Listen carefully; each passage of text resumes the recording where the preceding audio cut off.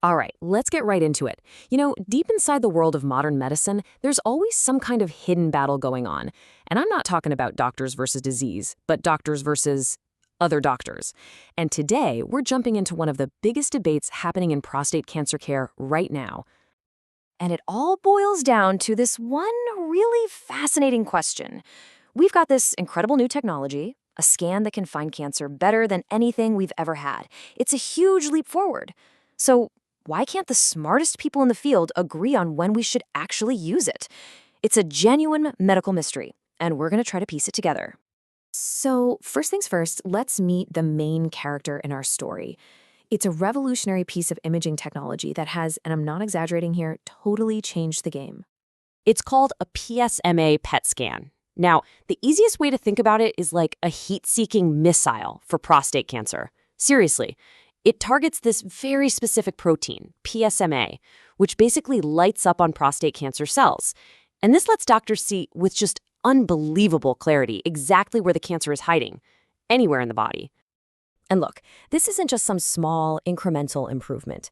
There was a huge study, the PSMA trial, that found this scan is, and this is a direct quote, unequivocally superior to the old-school methods like CT scans and bone scans. It's just flat out better. It's more accurate, it's more sensitive, and it finds things that the other scans just completely miss. Now, while there is a big debate, it's not about everything. There is one area where the evidence is so powerful, so clear, that pretty much everyone is on the same page. For men who are diagnosed with high-risk prostate cancer, this scan is an absolute game changer. High risk just means there's a much better chance the cancer has already started to spread. And figuring out if it has or confirming that it hasn't is probably the most important first step in figuring out the right treatment. And the numbers? Well, the numbers really tell the story here. For these high-risk patients, the PSMA PET scan finds that the cancer has spread in about 31% of cases. Think about that. That's almost 1 in 3 men where this scan finds something that could totally change their entire treatment plan.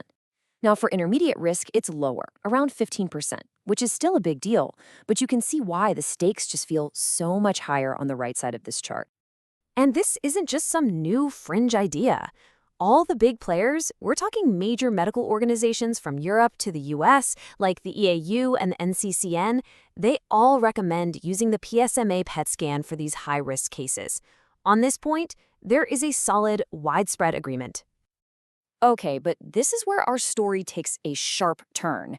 What about that other group, the men with intermediate risk cancer? This is a huge number of patients, and this is where that nice, neat consensus just completely shatters. And you can see just how wild the disagreement is right here. I mean, take a look. The European group, the EAU, says you should consider it. The American NCCN says it's an option. But then you have the American Urological Association, the AUA, saying in no uncertain terms, do not routinely perform it. And another group says it's rarely appropriate. It's all over the map. So this is the real mystery, right?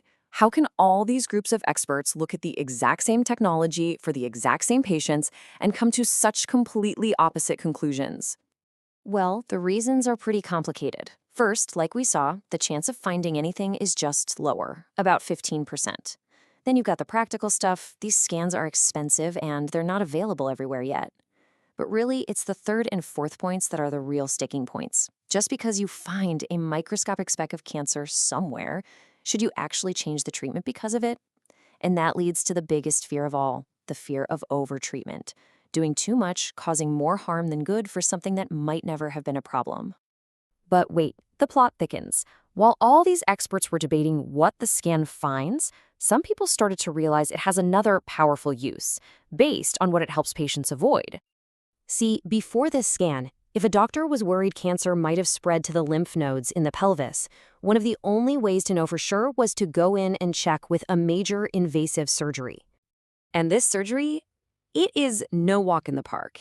It comes with some really serious risks: painful fluid buildups, nasty infections, and even life-threatening blood clots. The study we're looking at calls it a highly morbid procedure, which is medical speak for it can really mess you up. And this reveals the scan's secret superpower. If a PSMA PET scan comes back negative, it's really, really accurate. That means a doctor can look at it and be very confident that the cancer hasn't spread to those lymph nodes, and the patient can safely skip that whole risky invasive surgery. That's a huge deal.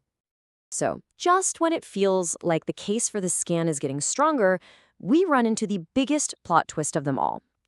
It's this bizarre statistical illusion that makes everything more complicated. And it's named, of all people, after an old American comedian. It's called the Will Rogers phenomenon. Now, stick with me here, because this can be a bit of a mind bender. The basic idea is that when you get a new, better test that resorts patients into different groups, you can make it look like both groups are doing better, even if not a single patient has actually gotten any healthier. It's a true statistical magic trick. Okay, let's break it down. Before this new scan, you had two buckets. Group A, patients with no cancer spread that we could see, and Group B, patients where we could see it spread. Simple enough. But now, with this super sensitive scan, we find tiny bits of cancer in some of the folks we thought were in the all-clear Group A, so we move them over to Group B. And here's where the weirdness happens. First, you take the sickest people out of Group A, the ones who secretly had some cancer spread. So on average, the remaining people in Group A look healthier. Their survival stats go up. At the same time, those people you just moved are now the healthiest people in Group B. They only have a tiny bit of spread. So they raise the average for Group B, and their survival stats go up too. It looks like a miracle, but all you did was resort the paperwork. This is what's called stage migration. And that brings us to the million-dollar question. When we look at data from after these scans were introduced and we see better outcomes, we have to ask ourselves, are our treatments actually working better, or are we just fooling ourselves with this statistical trick? So, after all that, where does it leave us? Well, this isn't some open and shut case. The verdict is still very much out, and honestly, this whole story is changing in real time.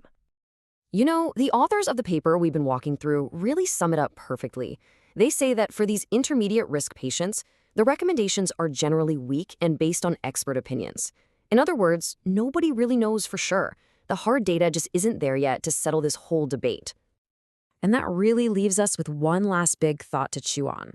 Technology like the PSMA PET scan gives us this superpower, this vision into the human body that was pure science fiction just a decade ago. But as our tools get sharper and sharper, the real challenge isn't just finding more stuff. It's figuring out how to make sure we're using all this new information to make genuinely smarter decisions, not just to find more things to worry about.